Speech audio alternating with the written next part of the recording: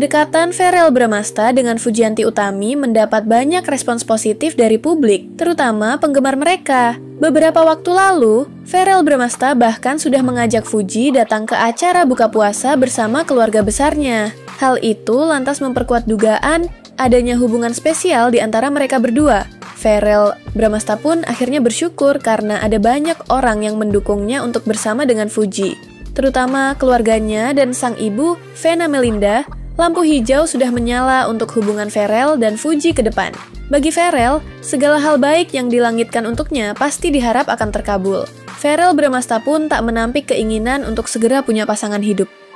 Apalagi, usianya sudah cukup matang untuk segera menikah, dan Verrell juga sudah punya pekerjaan yang mentereng sebagai anggota dewan. Dalam sebuah wawancara terbaru, Verrell akhirnya memberikan klarifikasi mengenai kedekatannya dengan adik ipar mendiang Vanessa Angel tersebut.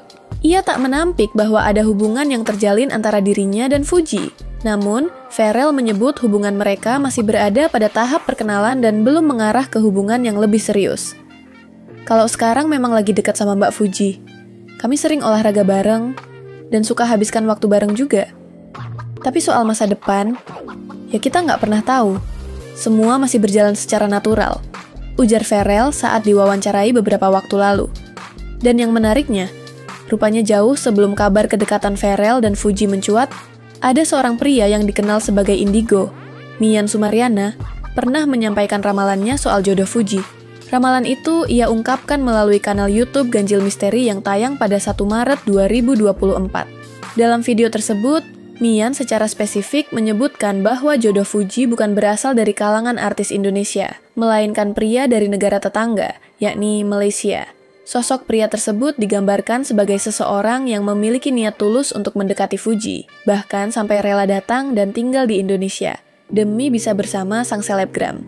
Fuji itu tahun ini bakal ketemu dengan laki-laki. Laki-laki ini orang Melayu, dia rela datang ke Jakarta, tinggal dan bahkan mencari pekerjaan di Indonesia cuma buat dekat dengan Fuji, ujar Mian. Mian pun turut mengungkap ciri-ciri fisik pria tersebut. Ia pria berpostur tinggi, memiliki tinggi sekitar 170 cm, dengan warna kulit yang cenderung sawo matang atau tidak terlalu putih. Penampilannya juga disebutkan cukup sederhana namun rapi, dengan gaya khas pria-pria Malaysia.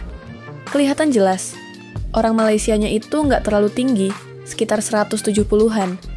Kulitnya nggak terlalu putih, manis lah. Dia datang dengan memakai kemeja putih, bawa sesuatu kayak bingkisan kue. Momen itu akan jadi awal mula pertemuan mereka, ujar Mian lebih lanjut.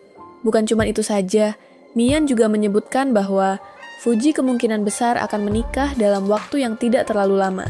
Ia memprediksi bahwa pernikahan Fuji akan terjadi dalam kurun waktu kurang dari 3 tahun ke depan.